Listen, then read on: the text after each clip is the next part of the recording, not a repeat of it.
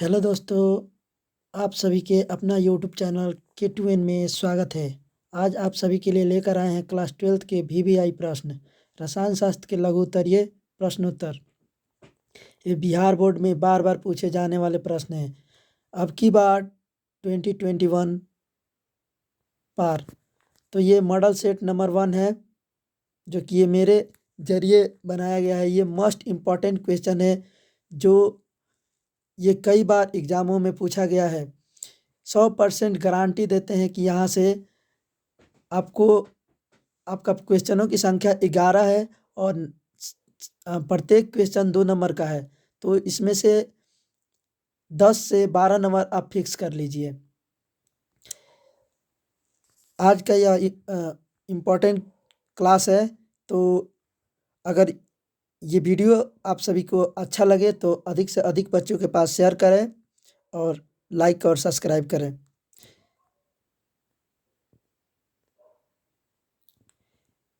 ये वीडियो बड़े मेहनत से आप सभी के लिए बना रहे हैं, तो आप लोगों का भी फ़र्ज़ है कि मेरे इस वीडियो को अधिक से अधिक बच्चों के पास शेयर करें और लाइक और सब्सक्राइब करें।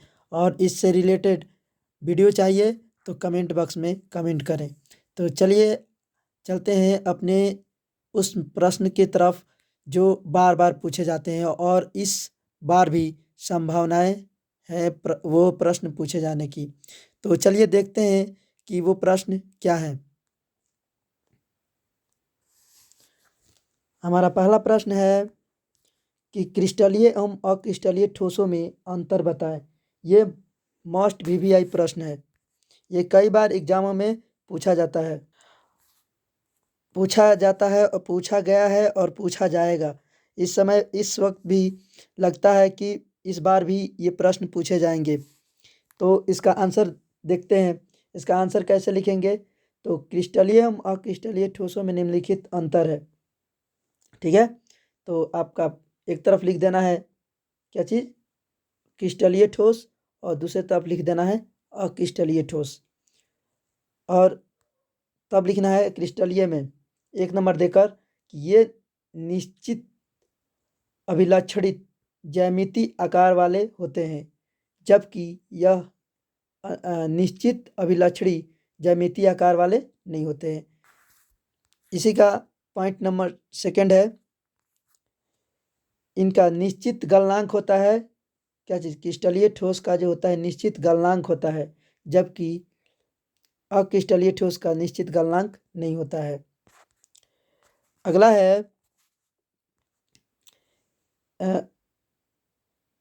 इनका गलन ऊष्मा जो होता है निश्चित होता है, जबकि अक्रिस्टलीय ठोस का जो होता है गलन ऊष्मा जो होता है निश्चित नहीं होता है।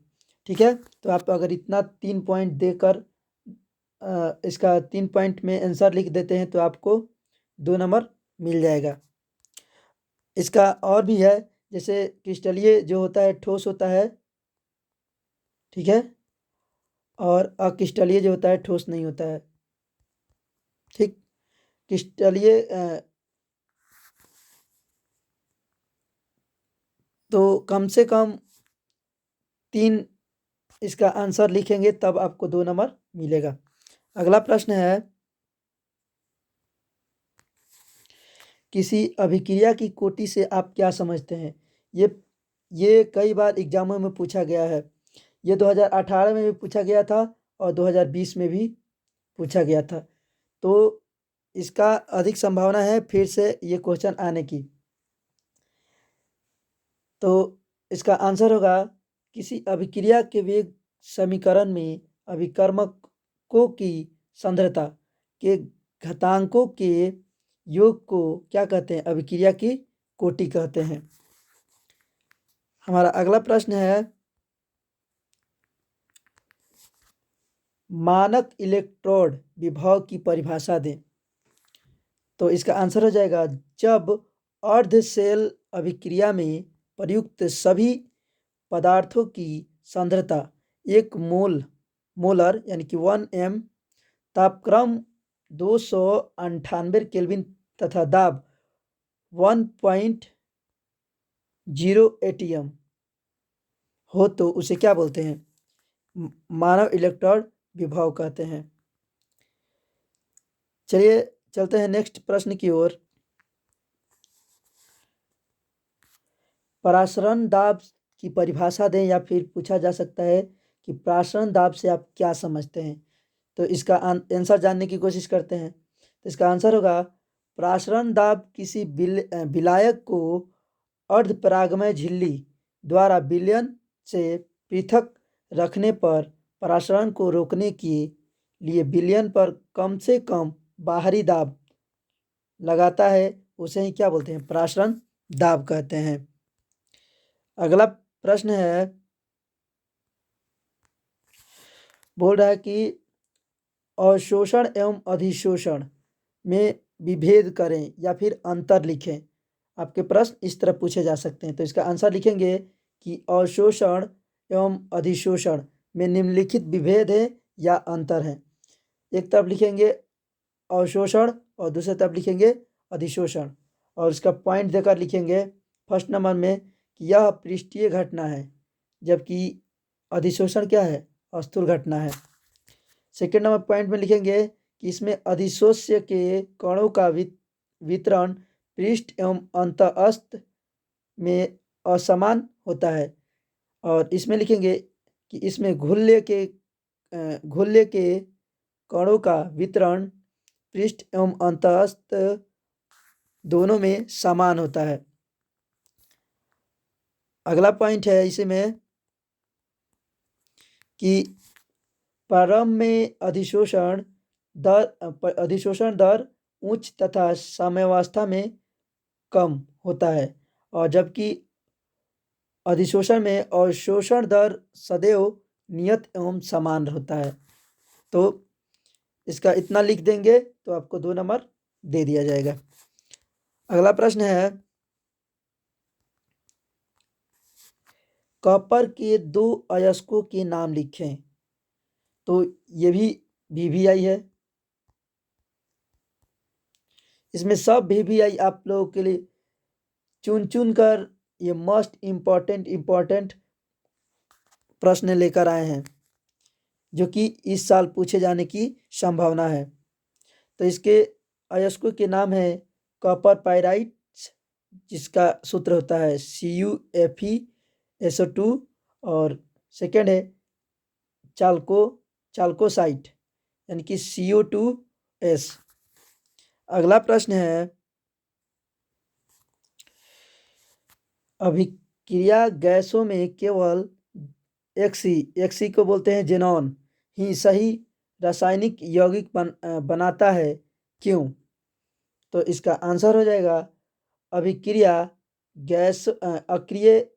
गैसों में केवल जेनॉन ही सही रासायनिक यौगिक बनाता है, क्योंकि ठंडा होने पर यह ठोस के रूप में प्राप्त होता है, जिसका द्रव्यमान कितना होता है, 46 डिग्री सेल्सियस होता है। अगला प्रश्न बोल रहा है कि संक्रमण तत्व रंगीन यौगिक क्यों बनाते हैं। तो इसका आंसर हो जाएगा, संक्रमण तत्व रंगीन यौगिक बनाते हैं क्योंकि इसके डी ऑर्बिटल में अनपेयर्ड इलेक्ट्रॉन उपस्थित होते हैं, जो निम्न ऊर्जा वाले कक्षा से उच्च ऊर्जा वाले कक्षा में चले जाते हैं। यह ऊर्जा अवशोषित फ्रीक्वेंसी के बराबर होता है। इस प्रकार यौगिक का रंग अवशोषित प्रकाश का कंप्लीमेंट्री होता है। तो इतना लिख देंगे तो आपको 2 नंबर मिलेगा। अगर वीडियो पसंद आ रहा है या फिर आए तो इसे लाइक करें, और इससे रिलेटेड और वीडियो चाहिए तो कमेंट बॉक्स में कमेंट करें, और सब्सक्राइब करना ना भूलें, क्योंकि वीडियो बनाने में मेहनत लगता है भाई। आपको एक सब्सक्राइब करने में, अगर वीडियो अच्छा लगे तब, ना लगे तो कोई बात नहीं है। और हाँ, अधिक से इससे भी अधिक प्रश्न चाहिए, जिसके प्रश्नों के उत्तर चाहिए तो कमेंट बॉक्स में कमेंट करें, या फिर आपके पास कोई प्रश्न हो जिसका आंसर आपसे फंसता हो उसे कमेंट बॉक्स में कमेंट करें, जिसका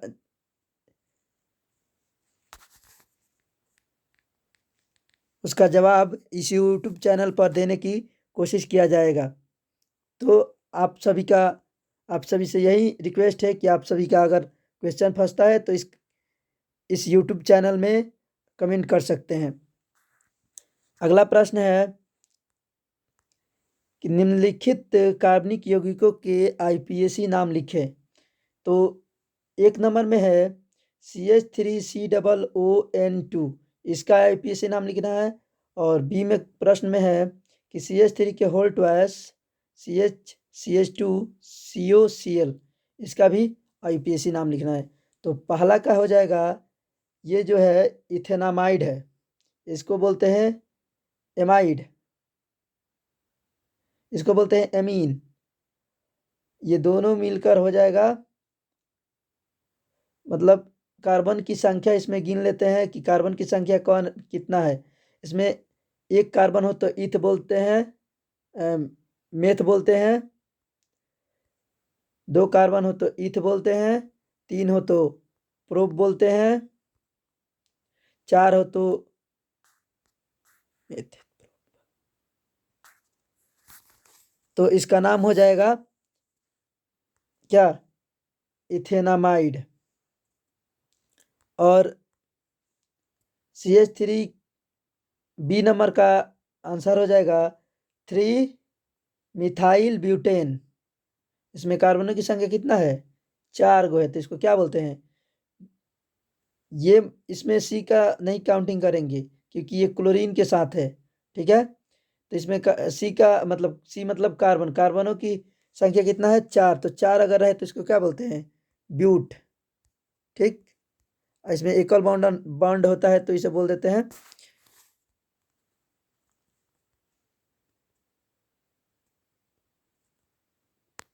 इसमें एन प्रत्यय लगता है, तो इसका नाम क्या हो जाएगा, 3 मिथाइल ब्यूटेन 1 ऑयल क्लोराइड।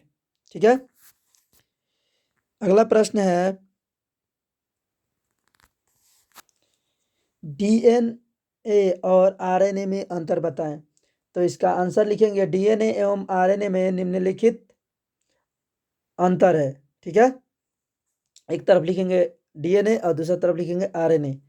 तो डीएनए में लिखेंगे पॉइंट नंबर 1 देकर कि इसमें बीटा D2 डिऑक्सी राइबो शर्करा इकाई होता है, जबकि आरएनए में बीटा डी राइबो शर्करा इकाई होता है, इसमें 2 नहीं होता है। ठीक है, डिऑक्सी नहीं होता है। अगला है, इसी में सेकंड पॉइंट देकर लिखेंगे कि इसमें एडेनिन, ग्वानिन, साइटोनिन तथा थाइमिन क्षारक होते हैं, जबकि आरएनए में एडेनिन, ग्वानिन, साइटोसिन तथा यूरेसिन क्षारक होते हैं। अगला प्रश्न है कि प्रोटीन क्या है, या फिर पूछ सकता है कि प्रोटीन का विकृतीकरण क्या है। ठीक है, तो इसका आंसर हो जाएगा, जैविक निकाय में पाई जाने वाली विशेष त्रिविमा संरचना तथा जैविक सक्रियता वाले प्रोटीन ही क्या कहलाता है, प्राकृतिक प्रोटीन का विकृतीकरण कहलाता है। ठीक है, तो ये most important VVI subjective question थे जो केमिस्ट्री के थे। अगर ये वीडियो पसंद आया हो तो अधिक से अधिक बच्चों के पास शेयर करें, लाइक करें और सब्सक्राइब करें। और इससे रिलेटेड और वीडियो चाहिए तो कमेंट बॉक्स में कमेंट करें और बेल आइकन को दबाना ना भूलें। तो मिलते हैं नेक्स्ट वीडियो में। अगर thank you for watching this video.